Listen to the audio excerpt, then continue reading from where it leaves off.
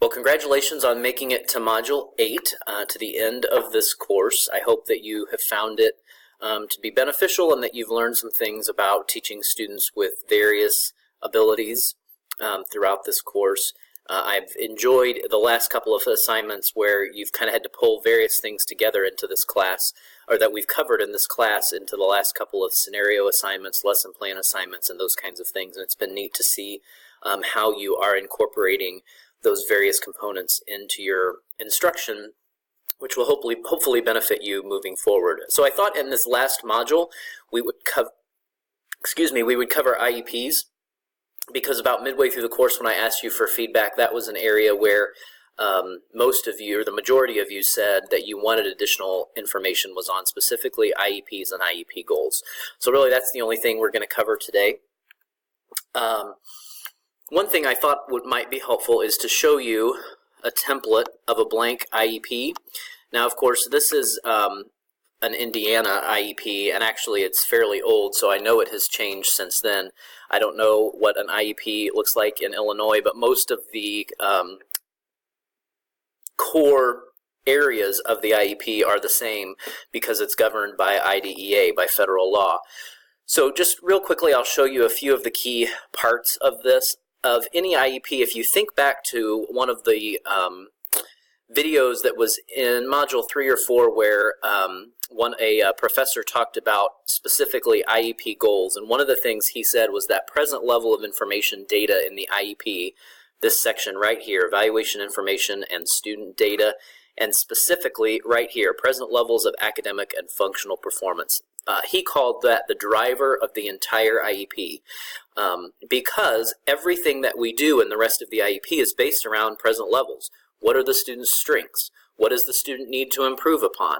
What are the key areas that are holding that student back from progressing in the general curriculum? So that should all be addressed in this present level of academic performance, and that section is really important as we think about writing measurable goals, as we think about what services are going to be necessary for that student. So this really is the most, in my mind, the most important part of the IEP as we think about what data have we collected and what does that mean for that student. Reevaluation. Occasionally in an IEP, the IEP team or the parent may request an additional evaluation, and there are specific timelines that govern that. Typically it's a 50-day evaluation to be completed. Also, in any IEP, we have concerns of the parent. Some IEPs will also say strengths from the parent's perspective. I always liked, as a special education teacher and as an administrator, to give parents a heads up, even though parents may be at a high school level doing, their 12th IEP for their year. I always think it's helpful when parents have a reminder that we're going to be talking about specific things regarding their child that we want them to come prepared for. What are their concerns for the coming year? What are the strengths that they see that their child is bringing either to school or strengths outside of school, because we may be able to use those as well.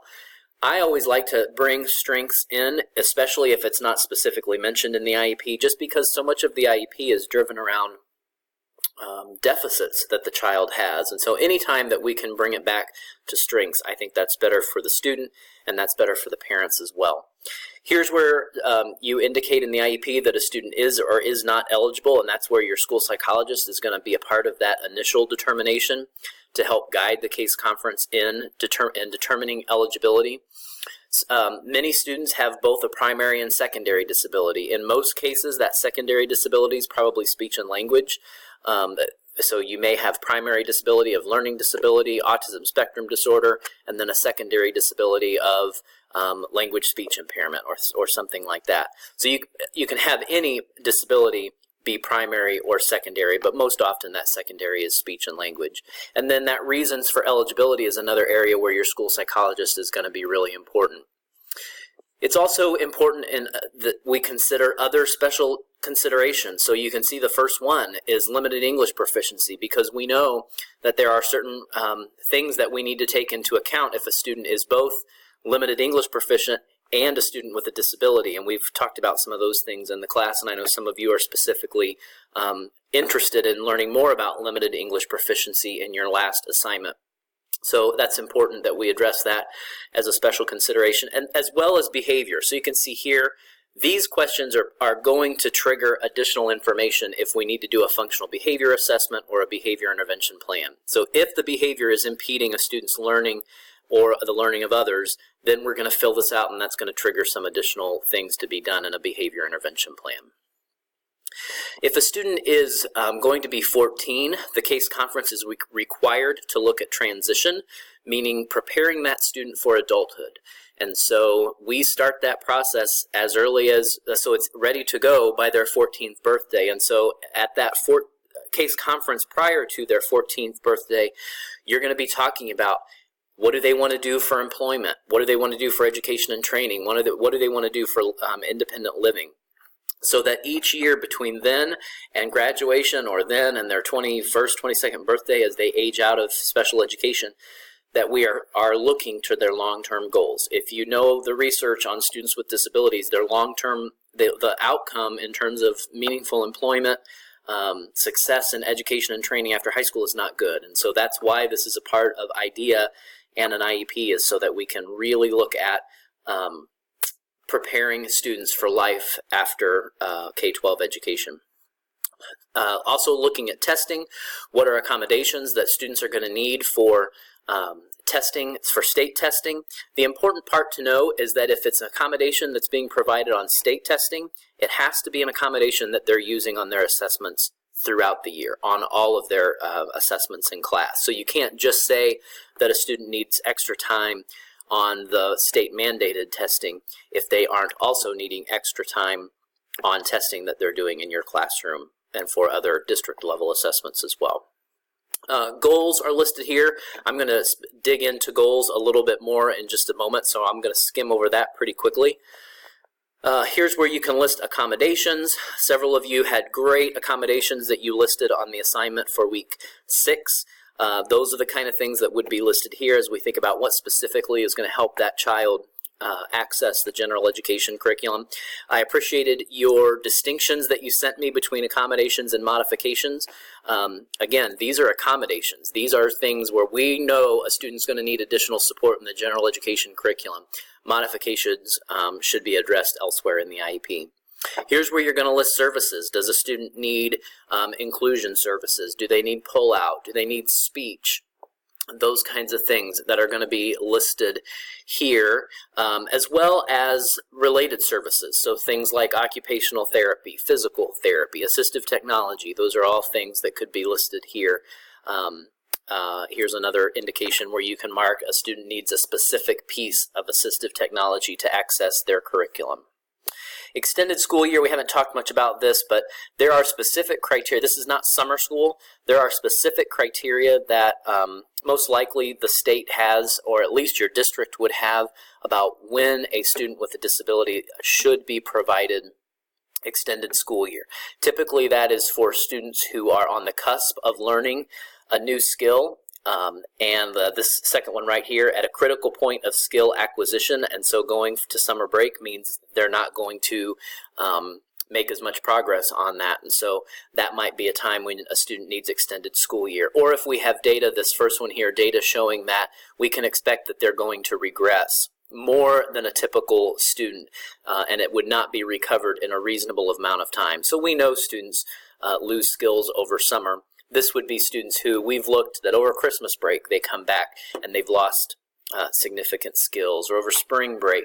So we have data that says that they need additional support over the summer. Here's where program modifications. This is where we would list any of those things, and this is where it specifically differentiates between accommodations. So program modifications let's say they are needed to enable the student to advance appropriately toward attaining annual goals, to be involved in and make progress in the general education curriculum. And so this would be things where you might be looking specifically at a student's goals that are off grade level, centered around modifications. Least restrictive environment, this is where most of our students receive their services in the general education classroom. That's what we want. That means they have great access to the general education curriculum, but we know there are students that need their support in a resource room, which means that they are only in the regular classroom for 40 to 79% of the day. Some students need more support than that in a separate class, meaning that they are in a regular classroom less than 40% of their day. So these are really important because the state and federal government evaluate schools based on their number of students in the least restrictive environment, primarily in that 50, that regular classroom. These are other accommodations, things like that students will have access to all extracurricular activities, educational programs. Do they attend their home school? Do they have the same length of school day as their non-disabled peers? So those really are just things that are important for the case conference committee to keep in mind, because they are important as we think about not putting students in too restrictive of settings. Any notes? And then that gets you to the end where you have parents acknowledge that they've received additional information. So that is a very quick summary of the case conference process through the IEP. You'll see in your videos this week that there's a parent perspective on IEP meetings. There's also a very short video about setting some expectations for case conferences. So now what I'd like to do is show you some information about goals.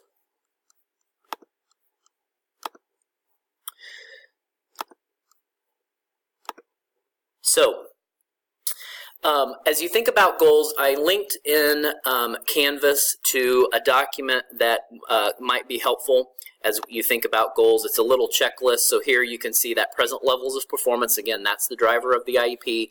And then here's a quick checklist of just things that you should be thinking about as you look towards goals. That they're aligned to the grade level standard, that they are measurable. We'll talk about that a little bit more. Clearly written in common language, understood by all stakeholders. One of the things that I think is the worst thing that you can do is put in a goal a specific acronym that maybe no one else would know. So a new teacher coming in, picking up that IEP would not know. This is also really important. You should be able to look at an IEP goal and say yes or no that it's been achieved. It needs to be that clear, and that gets to this being reliably assessed. That's really important so that we can hold ourselves accountable for helping that student make progress. So these are some goals, not things like Jill will comprehend a story, Bobby will use appropriate social skills, Jake will listen to directions.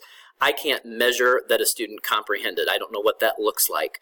What are appropriate social skills? You might have a different definition of appropriate than I do. Jake will listen to directions. I can't assess that Jake is listening to directions. I can ask Jill to answer 3 questions related to a story twice a week. I can measure Bobby that he'll stand 2 feet from his communication partner during 3 conversations daily. That's clearly accessible. Jake will follow 3 directions upon arrival each morning. So making those measurable. Sorry, my dog is barking. How's that? Other things. Susan will spell words correctly 100% of the time. Nobody spells words correctly 100% of the time. Josh will speak in complete sentences throughout the day. Are you really going to assess Josh throughout his entire day that he speaks in complete sentences? No. So for Susan, it might be that on her spelling test, we want her to correctly spell 8 out of 10 words. I should be able then to look at that present levels of performance and see that Susan's probably only spelling 5 or 6 words. So 8 by the end of a year is a good goal. Joshua will use 3 complete sentences to speak to classmates, or he'll answer 3 questions daily using complete sentences. These are other IEP goals that are good, measurable goals. So I'll just highlight a couple. Given direct instruction and visual supports, Maggie will obtain 2 new life skills per quarter and will perform the skill independently to a level of 70% accuracy. Again, I should be able to look back to present levels and see, I'm sure she's not at 70% accuracy. So maybe she's at 50 or 60, so 70 is an attainable goal. Here's another. Given a functional communication system, Maddie will utilize it to show her basic wants, 3 out of 5 opportunities to do so. Very measurable. Specific, clear criteria based on present levels, outlining what are the instructional conditions that we're going to present, and then making sure that they're measurable. I'm going to stop there, and then I'll be back in a second video that'll be real short to highlight the next couple of things.